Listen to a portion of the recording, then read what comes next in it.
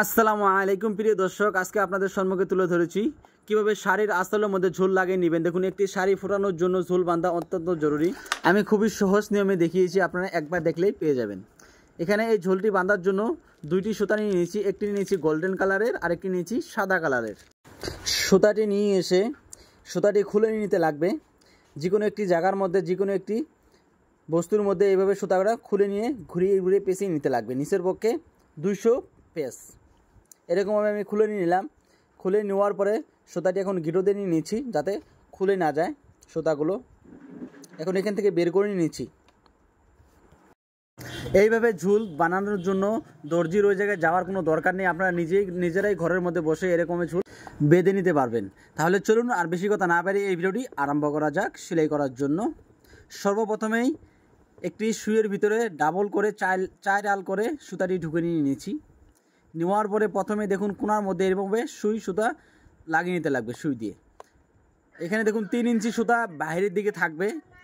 এই 3 ইঞ্চি সুতা আর এই মেন সুতা যেটা ভিতর দিকে ঢুকে নিয়ে নিচ্ছে, এই দুটি সুতা এক লক করে নিয়ে একটি এখানে গিট লাগিয়ে দিয়ে দিচ্ছি, মানে গিঁটো দিয়ে দিচ্ছি। আরও একটি দিয়ে দিলাম, দুইটি দিয়ে দিলাম গিঁটো এখানে। এখন যে সুতাটি আমি পেঁচিয়ে নিয়ে নিয়েছি, এখানে এই সুতাটি যেখানে গিট লাগিয়ে নিয়েছি, এই গিট লাগানো 2 সুতার মিডলে রেখে গিট লাগানো সুতাটা নিয়ে এসে আরও একটি এখানে গিট লাগিয়ে দিয়ে দিচ্ছি। একটি দেওয়া হয়েছে, একটি দেওয়া ভালোভাবে টাইট করে দিয়ে দেবো। তারপরে আরও একটি গেট লাগিয়ে দিয়ে দিচ্ছি। হ্যাঁ, 2টি গেট লাগানো হয়েছে।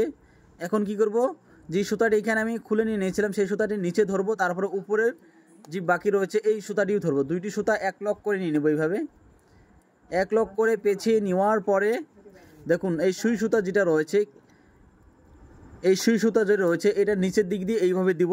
দেওয়ার পরে এই সুতার নিচ দিয়ে আবার ফির সুই নিয়ে যেতে লাগবে। আরেকবার আপনাদেরকে দেখিয়ে দিচ্ছি। নিচের দিকে এইভাবে সুতাটি নিয়ে আসবো সুই দিয়ে।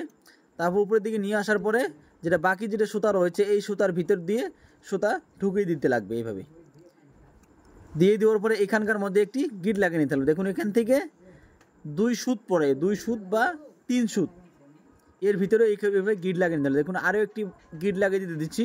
এইভাবে নিচ দিয়ে সুই নিয়ে এসে উপর দিয়ে নিয়ে এসে সুতার ভিতর দিয়ে ঢুকিয়ে নিতে লাগবে।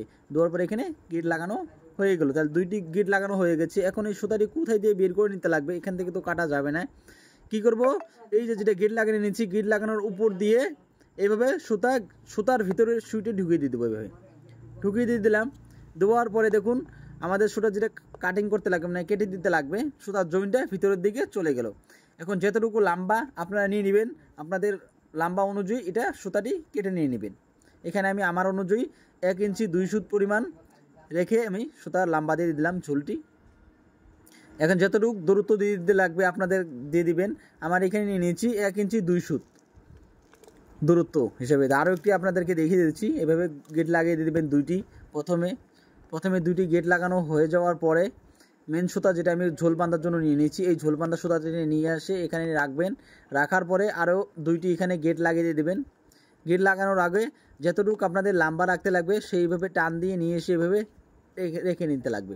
তার পাশে আরও ভালোভাবে আরও একটি গেট লাগিয়ে 2টি গেট লাগিয়ে নিতে লাগবে ভালোভাবে, যাতে খুলে না যায়। তারপরে 2টি পার্ট এইভাবে সমান করে ধরবো। টেনে ধরার পরে কি নিচের দিকে সুইটি ঘুরিয়ে নিয়ে এসে উপর দিকে নিয়ে এসে উপরের সুতার সাথে এইভাবে দেখুন একটি গেট লাগিয়ে নিয়েছি। প্রথমটি দেওয়ার পরে আরও একটি গেট লাগিয়ে নিতে লাগবে। এখানে 2টি গেট এইভাবে লাগিয়ে নিলাম। 2টি গেট লাগানো হয়ে যাওয়ার পরে এই গেট লাগানোর উপরে দিয়ে কীভাবে করবো, ভিতর দিকে সুতা ঢুকিয়ে নিয়ে নেবো। দেখুন উপর দিয়ে এইভাবে সুই এভাবে ঢুকিয়ে নিয়ে নেবো।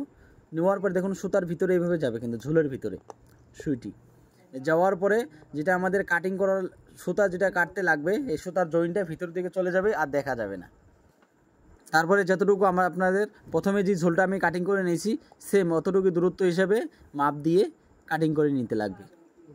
মাপ দিয়ে কাটিংটি করে নিয়ে নিলাম।